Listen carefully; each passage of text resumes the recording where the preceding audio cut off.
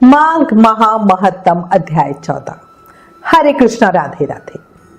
माघ मास में सकाम भाव से, स्वार्थ से या आलस से भी अगर सूर्योदय से पहले स्नान करते हैं तब भी मनवांछित फल मिलता है, हमारे मन की इच्छा पूरी होती है। लेकिन अगर कोई स्वार्थ नहीं हो और आप सिर्फ भगवान की प्रीति के लिए, भगवान की प्राप्ति के लिए, भगवान की प्रेम और प्रसन्नता के लिए व्रत स्नान आदि करते हो, माघ महीने का सत्संग सुनते हो, तो निष्काम मोक्ष पद की प्राप्ति हो जाती है। और ये बात पूरी पक्की है। अब खुद सोच लो, चाहे स्वार्थ से या निस्वार्थ भाव के, हमें इस पावन महीने को यूं ही जाने नहीं देना। कुछ ना कुछ लाभ अवश्य उठाना है, कुछ ना कुछ जरूर करना है। ठीक है। अब श्री गणेश जी महाराज और अपने गुरुदेव को याद करते हुए माघ महत्तम का अध्याय 14 सुनेंगे। इस माघ महत्तम को सुनने का भी हमें बहुत उत्तम फल मिलता है। रिद्धि सिद्धि के दायक, देवों के सरताज, मंगलकारी देव प्रभु, रखियो मेरी लाज। बोलो गणेश जी महाराज की जय। माँ बाप ने हमको जन्म दिया, गुरु ने ज्ञान देकर पढ़ना सिखाया, शिक्षा देकर हमको अपने जीवन में आगे बढ़ाया, है ना। बोलो गुरुदेव महाराज की जय। कल हमने माघ महामहत्तम के अध्याय 13 में ऋषि वशिष्ठ जी द्वारा वर्णित माघ मास के स्नान का फल सुन रहे थे, जिसमें वो गंधर्व कन्याओं और ऋषि पुत्र अग्निप का प्रसंग राजा दिलीप को सुना रहे थे। अब आगे ऋषि पुत्र अग्निप के अंतर्ध्यान होने के बाद सभी गंधर्व कन्याएं काम से पीड़ित होकर विलाप करती हुई बहुत देर प्रतीक्षा करने के बाद अपने घर लौटी। जब वो घर में आई तो उनकी माताएं उनसे पूछने लगी कि आज वापस आने में इतनी देरी तुमने क्यों करी। तब वो कन्याएं कुछ उदासी से कहने लगी कि हम किन्नरियों के साथ कीड़ा करती हुई सरोवर पर थी, इसलिए आने में देरी हो गई। उसके बाद सब बोली कि आज हम थक गए हैं और जाके लेट गए। इसके पश्चात वशिष्ठ जी कहने लगे कि इस प्रकार सभी कन्याएं अपने मन की पीड़ा को छुपाकर विरह की मारी शांति से लेट गए। उन्होंने घर में आकर किसी प्रकार का कोई क्रियाकलाप नहीं किया। वो रात्रि उन सब की एक युग के समान बीती, मतलब सभी कन्याएं इतनी ज्यादा दुखी थी। सुबह सूर्य नारायण के उदय होते ही वो सभी कन्याएं अपने आप को जीवित मानती हुई अपनी माताओं की आज्ञा लेकर दोबारा गौरी पूजन करने के लिए उसी सरोवर पर चली गई। उसी समय वो ब्राह्मण पुत्र भी स्नान करने के लिए सरोवर पर आया। अब उन ब्राह्मण पुत्र को आया देखकर सभी कन्याएं बहुत प्रसन्न हो गई और चहचहाने लगी। सभी कन्याएं मिलकर उन ब्राह्मण पुत्र के पास चली गई। आपस में उन्होंने एक दूसरे का हाथ पकड़ के चारों तरफ से उन ब्राह्मण पुत्र को घेर लिया और कहने लगी कि तुम मूर्ख हो, कल तुम हमें छोड़कर भाग गए थे, इसलिए आज नहीं भाग सकते। हम लोगों ने तुमको घेर लिया है। अब ये सुनकर बहुपाश में बंधे हुए ब्राह्मण पुत्र ने मुस्कुरा कर कहा, तुमने जो कुछ कहा ठीक ही है, पर अभी मैं ब्रह्मचारी हूं। गुरुकुल में मेरा विद्या अभ्यास अभी पूरा नहीं हुआ है और किसी भी पंडित को चाहिए कि वो जिस आश्रम में रहे उसी धर्म का पालन करे। इस आश्रम में मैं विवाह करना धर्म नहीं समझता। अपने व्रत का पालन करके और गुरु की आज्ञा पाकर ही मैं विवाह कर सकता हूं, उससे पहले नहीं कर सकता। ऋषि पुत्र अग्निप की बातें सुनकर वो कन्या ऐसे चहकती हुई बोली जैसे वैशाख मास में कोयल बोलती है ना। वो बोली कि देखो, धर्म से अर्थ और अर्थ से काम और काम से धर्म के फल का प्रकाश होता है। ऐसा ही पंडित लोग और शास्त्र कहते हैं। हम काम सहित धर्म की अधिकता से आपके पास आई हैं, सो आप पृथ्वी के सब भोगों को भोगिए। अब वो जो ऋषि पुत्र थे उन्होंने कहा कि भाई तुम्हारे वचन सत्य हैं, पर मैं अपने व्रत को समाप्त करके, क्योंकि अभी तो मैं स्टूडेंट हूं, अभी मैं पढ़ रहा हूं, तो मैं अपने व्रत को समाप्त कर कर ही तुम लोगों के साथ विवाह कर सकता हूं, उससे पहले नहीं कर सकता। तब वो कन्याएं वापस कहने लगी कि भाई तुम तो बहुत मूर्ख हो, हमेशा याद रखो अनोखी औषधि, ब्रह्म बुद्धि, रसायन सिद्धि, अच्छे कुल की सुंदर नारियां तथा मंत्र जिस समय मिले उसी समय उन्हें ग्रहण करना चाहिए। कार्य को टालना कभी अच्छा नहीं होता।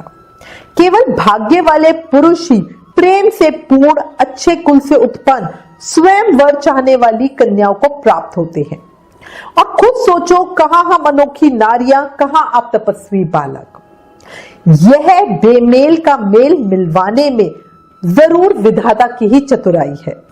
इस कारण हम लोगों के साथ आप गंधर्व विवाह कर लो। अब उन कन्याओं की ऐसी बातें सुनकर वो ऋषि पुत्र ने कहा कि व्रती रह के इस समय मैं विवाह नहीं करूंगा, मैं स्वयंवर की इच्छा भी नहीं करता। अब ऋषि पुत्र की ये सारी बातें सुनकर ना उन कन्याओं ने एक दूसरे का हाथ छोड़कर उस ऋषि पुत्र को पकड़ लिया। विमोहिनी और सुस्वरा ने उनकी भुजाएं पकड़ ली, सुतारा ने उनको आलिंगन कर लिया और चंद्रिका ने उनका मुख चूम लिया।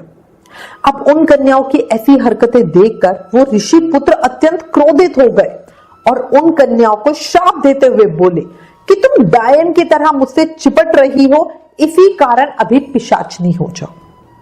अब उस ऋषि पुत्र को इस प्रकार क्रोधित होकर श्राप देते हुए देखकर वो सब कन्याएं उनको छोड़ के अलग खड़ी हो गई और कहने लगे कि हम निरपराधियों को तुमने व्यर्थ में श्राप क्यों दिया? तुम्हारे इस धर्म पर, ज्ञान पर धिक्कार है। प्रेम करने वाले से बुराई करने वाले का सुख दोनों लोकों में नष्ट हो जाता है, इसलिए तुम भी हम लोगों के साथ पिशाच हो जाओ। मतलब वो कन्याओं ने भी उस ऋषि पुत्र को श्राप दे दिया। अब वो सभी आपस के क्रोध से पिशाच और पिशाचनी हो गए और अपने कर्मों को भोगने लगे। अब उसी सरोवर पर वो चारों कन्याएं भी पिशाचनी बन गए और वो ऋषि पुत्र भी पिशाच बन गए। अब ऋषि वशिष्ठ जी इसके बाद कहने लगे, हे राजन, इस प्रकार वो पिशाच पिशाचनी उस सरोवर के इधर उधर फिरते रहे। बहुत समय के बाद मुनियों में श्रेष्ठ लोमेश ऋषि पौष शुक्ल चतुर्दशी को उस सरोवर पर स्नान करने के लिए आए। जब भूख से दुखी उन पिशाचों ने लोमेश ऋषि को देखा तो उनको मारकर खाने के विचार से गोल घेरा बांधकर उन ऋषि को उन पिशाचों ने चारों तरफ से घेर लिया। तभी वहां उस पिशाच रूपी जो ऋषि पुत्र अग्नित थे, उनके पिता वेद निधि ब्राह्मण वहां पर आ गए और उन्होंने लोमेश ऋषि को साष्टांग प्रणाम किया। अब वो सभी पिशाच लोमेश ऋषि के तेज के सामने ठहर भी नहीं सके और दूर जाके खड़े हो गए, क्योंकि लोमेश ऋषि बहुत ज्यादा तेजवान है। पुत्र के दुख से दुखी हुए ब्राह्मण वेद निधि हाथ जोड़कर लोमेश ऋषि से कहने लगे कि भाग्य से ही ऋषियों के दर्शन होते हैं।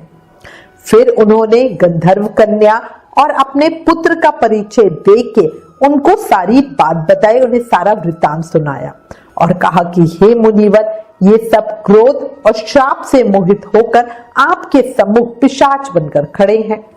आज इन्हीं सभी बालकों का उद्धार ऐसे होगा जैसे सूर्य के उदय होने से अंधकार का नाश हो जाता है।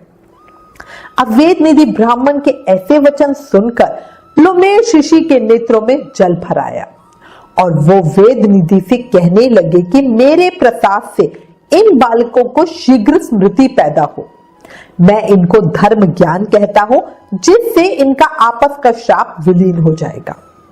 अब जो वेद निधि ब्राह्मण थे, मतलब जो अग्नि ऋषि के पिता थे, वो कहने लगे कि हे महर्षि, आप उस धर्म को जल्दी ही कहिए, क्योंकि श्राप की अग्नि बड़ी दुखकारक होती है।